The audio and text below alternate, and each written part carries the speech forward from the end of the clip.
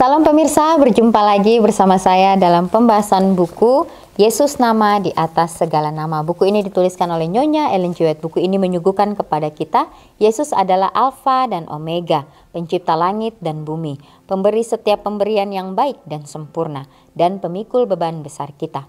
Kepada orang-orang yang bimbang di antara kita, Dia menulis tentang seseorang yang merupakan pusat daya tarik yang agung. Kepada mereka yang hancur oleh dosa, Dia menawarkan juru selamat yang sempurna, perantara yang agung, perantara yang maha kuasa, dan kapten keselamatan kita. Jadi inilah suatu pengharapan bagi masing-masing kita. Bila mana kita merasakan kekhawatiran, bila mana kita mempunyai beban yang besar, kita mempunyai keraguan, baiklah kita datang di bawah kaki salib Tuhan, menyerahkan kehidupan kita sepenuhnya hanya kepada Tuhan saja. Karena Dialah sumber pengampunan, Dialah sumber kasih karunia bagi masing-masing kita. Dan pada saat ini kembali lagi saya mengundang akan seluruh anggota keluarga dan saudara-saudara semua. Kita dapat berkumpul bersama-sama, kita akan mempelajari nasihat firman Tuhan pada saat ini, dan biarlah rencana-rencana indah Tuhan itu akan menjadi bagian masing-masing kita. Kita akan masuk ke dalam judulnya Mata Air Berkat. Ayatnya terdapat di dalam Yohanes 4 ayat 14, tetapi barang siapa minum air yang akan kuberikan kepadanya, ia tidak akan haus untuk selama-lamanya. Amin. Ya, jadi bagaimana Tuhan ingin memberikan kita air kehidupan itu. Bila mana kita minum air kehidupan itu, dikatakan maka kita tidak akan haus untuk selama-lamanya. Ini dalam arti bukan yang sebenarnya ya, kita akan minum air. Ya, bila kita dahaga kita akan minum dan dahaga kita akan hilang. Tapi di sini bagaimana Tuhan akan memberikan kita ya suatu kebenaran yang sebenar-benarnya, sehingga kita dapat mengerti ya pertanyaan-pertanyaan di dalam diri kita yang kita ingin tanyakan itu akan dijawab oleh Tuhan kita. Disitulah kita akan merasa bagaimana Tuhan itu ada untuk kehidupan kita. Orang yang berusaha memuaskan dahaganya pada mata air dunia ini akan minum hanya untuk kemudian haus lagi. Ya, di mana-mana manusia tidak merasa puas. Mereka itu senantiasa menginginkan sesuatu untuk memenuhi kebutuhan jiwa. Hanya seorang yang dapat memenuhi kebutuhan itu, kebutuhan dunia ini. Kerinduan segala bangsa ialah Kristus.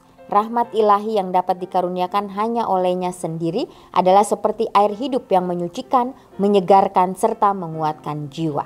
Ya, jadi suatu pelajaran yang sangat indah bagi masing-masing kita. Di mana-mana manusia tidak merasa puas. Ya, mereka kalau sudah mendapatkan sesuatu mereka ingin lebih lagi dan lebih lagi.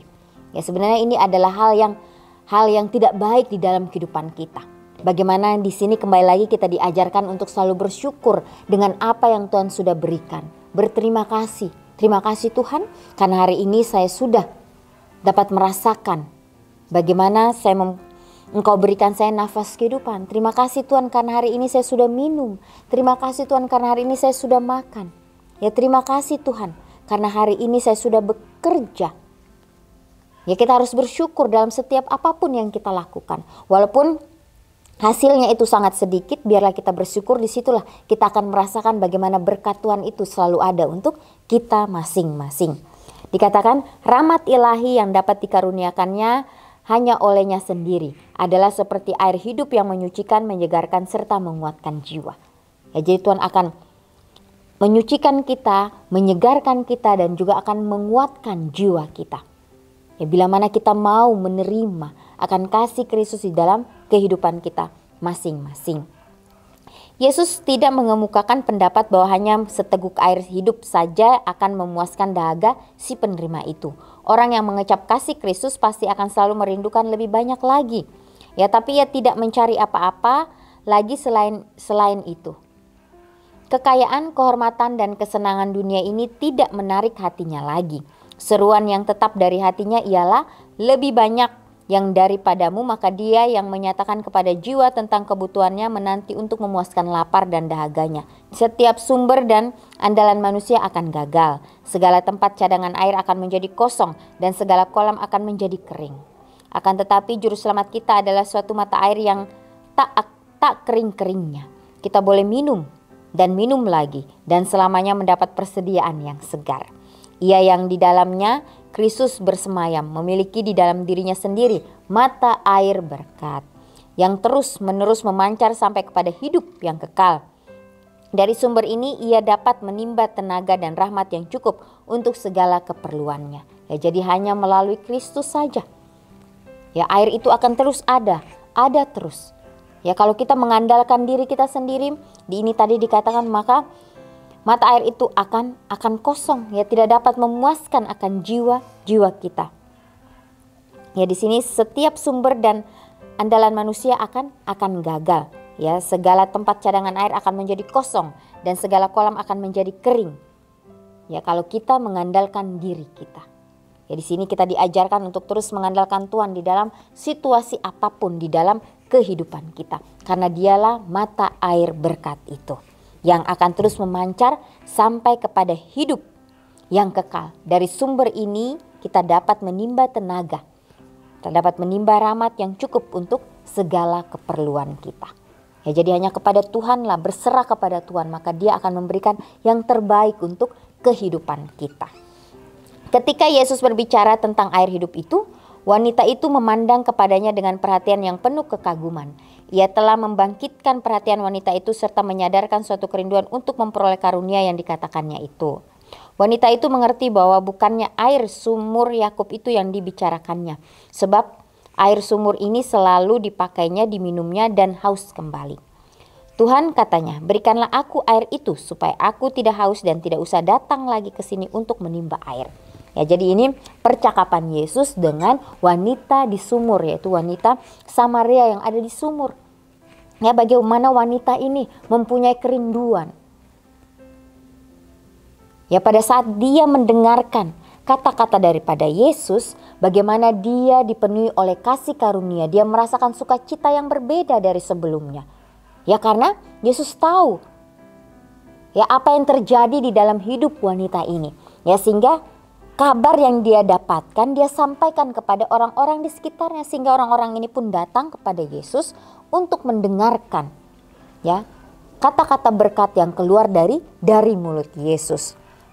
Sementara berbicara dengan Yesus, wanita itu merasa terharu oleh perkataannya. Belum pernah ia mendengar perasaan serupa itu dari imam-imam sebangsanya ataupun dari orang Yahudi. Setelah masa hidupnya yang lampau dipaparkannya di hadapannya, ia sangat merasakan keperluan yang besar. Ia sadar akan kehausan jiwanya yang tidak dapat dipuaskan oleh air sumur di Sikar itu. Tiada suatu apapun yang berhubungan dengan dia hingga kini yang begitu menyadarkan dia kepada sesuatu kebutuhan yang lebih tinggi.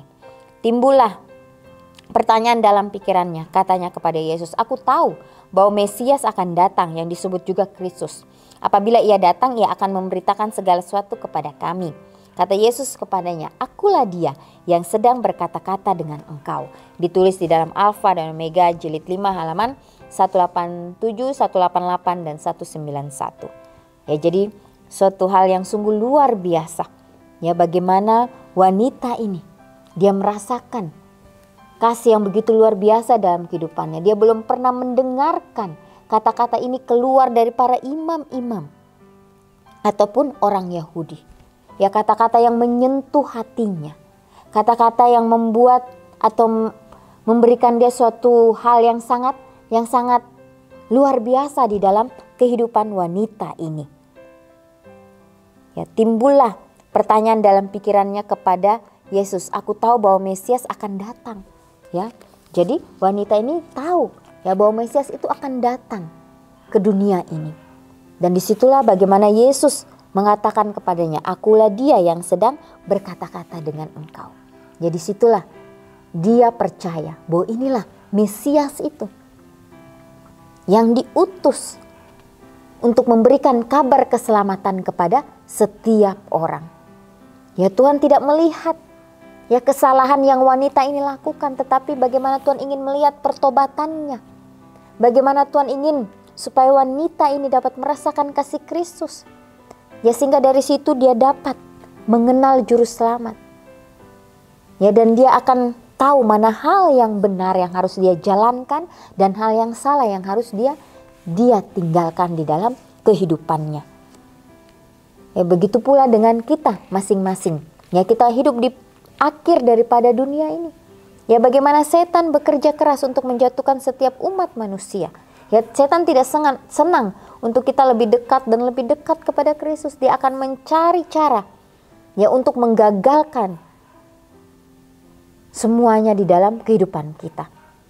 Tapi kita harus yakin dan percaya bahwa Tuhan kita adalah Tuhan yang hidup, yang akan membebaskan kita, yang akan memberikan kita kelegaan, yang akan memberikan kita sukacita dari surga. Karena dialah mata air hidup itu, mata air berkat yang akan selalu mengalir. Ya baiklah kita mau yang menimba di dalam kehidupan kita hari demi hari. Ya sehingga kita merasakan kesegaran. Sehingga kita merasakan semangat yang baru di dalam kehidupan kita. Di sini ada supaya kita dapat renungkan lebih dalam. Rasa haus apakah yang mungkin saya ingin puaskan dari sumber mata air yang rusak? Ya, jadi ini pertanyaan bagi kita, pribadi lepas pribadi. Ya biarlah kita mau menerima ya berkat-berkat Tuhan yang Tuhan sudah berikan kepada kita. Dan kita dapat ya menyalurkan kembali kepada orang-orang di sekitar kita. Ya sehingga mereka juga dapat merasakan bagaimana kasih Kristus di dalam kehidupan mereka masing-masing. Ya sebagaimana wanita ini. Ya dia yang tidak mengerti. Ya dia tidak memahami. Tetapi bagaimana dia mau ya bertanya kepada Yesus. Dia mau mengenal Yesus lebih dalam. Pada saat dia sudah merasakan itu, ya dia tidak memendamnya sendiri, tapi bagaimana dia menyebarkan itu kepada orang-orang lain. Ya dia kembali ke tempatnya dan dia menyampaikan akan hal sukacita ini kepada setiap orang. Jadi suatu hal yang sungguh luar biasa, pelajaran yang sungguh indah bagi kita masing-masing. Biarlah hari ini kita boleh mengambil komitmen kita hari demi hari untuk datang di bawah kaki salib Tuhan, menyerahkan kehidupan kita kepada Tuhan. Ya jangan kita terkecoh ya dengan hal-hal duniawi. Ya hal-hal itu hanya sementara di dunia ini. Ya karena kita tahu, kita orang-orang yang mempelajari firman Tuhan, kita tahu ke depannya itu seperti apa. Kita sudah tahu. Oleh sebab itu jangan sampai kita terpengaruh. Ya mungkin saat ini kita tidak mendapatkan begitu banyak kekayaan atau hal sebagainya yang dapat memuaskan diri kita. Ya, tapi bagaimana Tuhan melatih kita supaya kita mempunyai kehidupan yang bersyukur, berterima kasih dengan apa yang kita miliki. Ya jangan kita intip-intip punya orang. Ya karena hal itu datangnya daripada si jahat. Ya bila mana mereka tidak mengolahnya dengan baik, ya mereka akan terjerumus dalam berbagai-bagai kejahatan. Ya jadi kita harus berhati-hati. Ya karena si jahat itu bukan menjadikan hitam dan putih lagi, hitam dan abu-abu, benar dan hampir benar, asli dan hampir asli. Jadi kita meminta hikmat dari Tuhan sehingga kehidupan kita ini boleh berjalan seturut dengan kehendaknya. Akan banyak tantangan yang akan kita hadapi pada saat kita berjalan bersama-sama dengan Kristus. Tapi disitulah kita akan melihat bagaimana Tuhan bekerja di dalam kehidupan kita. Ya pemirsa, inilah nasihat firman Tuhan yang bisa saya bawakan. Biarlah ini dapat menjadi berkat bagi masing-masing kita. Ya biarlah kita selalu mengambil waktu kita ya untuk datang kepada Tuhan. Menyisihkan waktu kita untuk berkomunikasi. Sehingga kita boleh peka dengan setiap bisikan kuasa Roh Kudus. Sehingga kita pun dapat menjalankan kehidupan kita sesuai dengan kehendaknya. Ya orang yang berusaha memuaskan dahaganya pada mata air dunia ini akan minum hanya untuk kemudian haus lagi. Ya tapi bila mana kita minum dari mata air berkat yang Tuhan berikan, di situ kita akan dipuaskan. Ya biarlah kita mau bersyukur, berterima kasih kepada Tuhan dengan apa yang kita sudah miliki. Komitmen demi komitmen yang kita sudah ambil, biarlah kita doakan itu dan kita serahkan hanya kepada Tuhan saja. Inilah nasihat firman Tuhan pada saat ini. Kita akan berjumpa lagi di kesempatan yang berikutnya dan Tuhan memberkati.